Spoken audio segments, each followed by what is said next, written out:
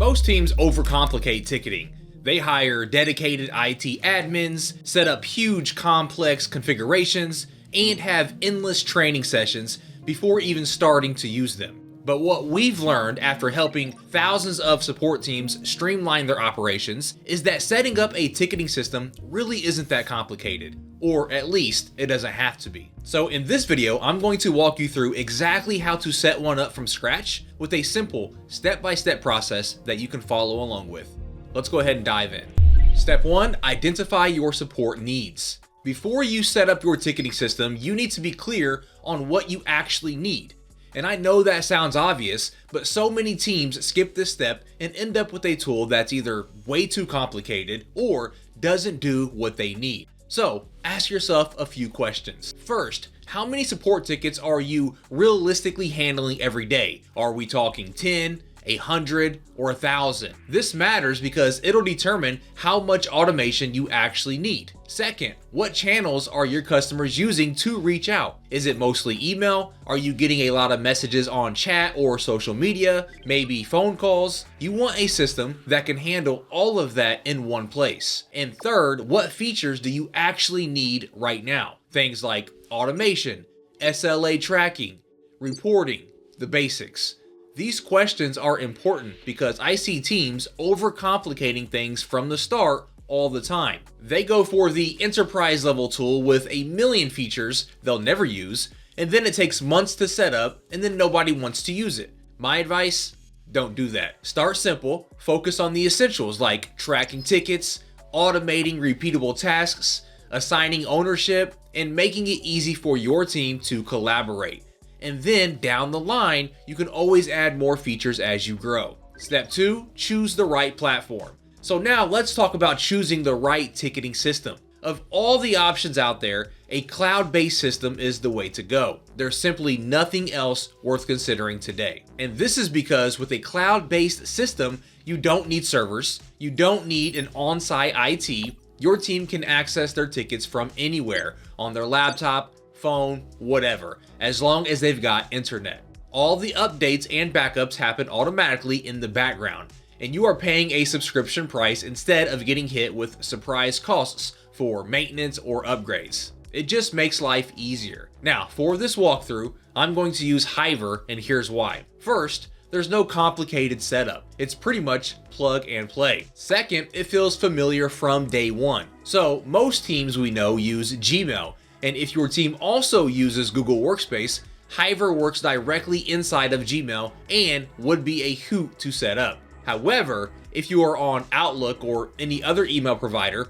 remember that Hiver is email agnostic and the interface still feels intuitive no matter which email provider you use. So there's no steep learning curve. Hiver also handles everything in one place. Email, chat, voice, WhatsApp, social media, all conversations come into one inbox, so there's no more jumping between tabs or tools. And finally, the AI and automation aren't locked behind some expensive add-on or premium tier. You can start using them right away. If you want to follow along, you can click the link in the description to start using Hiver for free. It's the same ticketing tool used by companies like Flexport, Harvard University, and Upwork. So trust me when I say it works. Now, let's actually set it up. Step 3, set up your shared inbox. So the first thing to set up is your shared inbox. It's really the foundation of your entire ticketing system, and it's where everything comes together. And thankfully, setting it up is straightforward. First, you are going to connect your support email. So if your team uses something like support@yourcompany.com,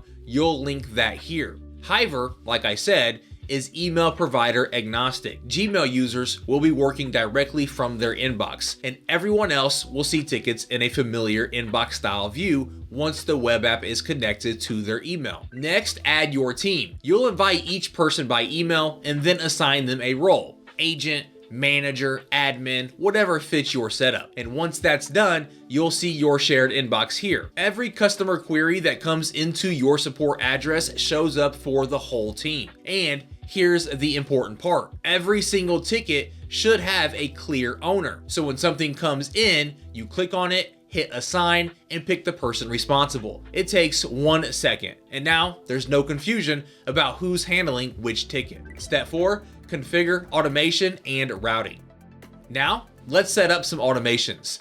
This is what's going to save you a ton of time once you start getting volume. So you'll head into the automations section here, and we are going to create a few rules. First one is an auto assignment based on keywords. So you click to create a new rule, then for the trigger, you select subject line contains, and then type in something like invoice or payment failed. Then for the action, you choose who it gets assigned to. So now any email that mentions billing stuff goes straight to your billing team. No one has to manually sort through it. You can duplicate this for different categories. Technical issues go to tech support. Refund requests go to whoever handles those, and so on. Next, let's set up round robin. This automatically distributes tickets evenly across your team. Find the assignment settings here, toggle on round robin, and then select which agents to include. Now when tickets come in, they get spread out fairly instead of piling up on just one person. And let's also set up an auto close. So click to create another rule, and this time the trigger is a phrase like subject contains out of office or body contains thanks, no further action needed. Set the action to automatically close the ticket. This keeps your queue clean so that you are only looking at stuff that actually needs attention. While you're in here, you can set up your tags too. Create tags for your main ticket types, billing, technical, refund, general, and then add priority levels if you want them. Then when you are working through your queue, you can filter by tag and see exactly what needs your immediate attention. Step 5, enable collaboration features. Alright, so let's say that you've got a ticket open and you need someone else's input before you respond. Maybe it's a refund and you need finance to approve it. Down here, you'll see the option to add a note.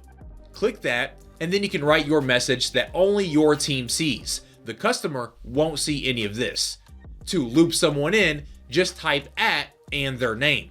They'll get a notification and they can come into this ticket and see the full conversation plus your note. So you are not forwarding emails around or switching to Slack. Everything stays right here on that ticket. Now let's say that you want Alice from the finance team to review your reply before you send it. Just start typing your response like normal. Then with shared drafts, Alice can jump in and see what you've written. She can suggest edits or approve it before it goes out. This is really useful when you are training someone new or dealing with a tricky situation. And here's a feature that saves you from duplicate work and awkward moments. It's called collision detection. It pops up when someone else on your team is already responding to this same ticket, so you don't accidentally send customers multiple replies. Step 6, set up SLAs and analytics. The last step is to set up your SLAs and analytics. This is how you keep your team accountable and actually measure whether you are doing a good job. SLA stands for Service Level Agreement. Basically, it's the promise you are making about how fast you'll respond and resolve issues. So you might say, we'll respond to every ticket within 4 hours, and we'll resolve it within 24 hours. Whatever makes sense for your business. If you head into SLA settings here and click to create a new rule, you'll set 2 things: first response time and resolution time. The key is to set these up in your system so that you get automatic alerts. When a deadline is approaching, you get a heads up. When it's breached, you know immediately. You won't have those moments where you realize 3 days later that a customer's been waiting for a response. You can also create multiple SLAs for different situations. So maybe VI customers get a 1-hour response time and general inquiries get 8 hours. Just create separate rules and set the conditions for which one applies. Now, let's look at analytics. Head over to the dashboard here. This is where you'll see your key numbers like average response time, resolution time, and how many tickets you are getting, customer satisfaction scores, and so on. You can look at trends over time too. If you see response times creeping up on certain days, you know you might need more coverage. If one agent's numbers look off, that's a conversation to have. The main thing is just to check this regularly. So for example, once a week, come in here and see how you are actually doing.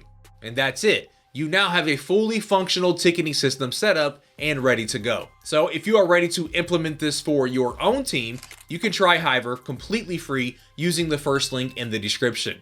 It takes just minutes to set up and comes with all of the useful features I just walked you through. Again, just click the first link in the description to start using Hiver for free. And if you want to see how you can use AI in your customer support, then watch this video next.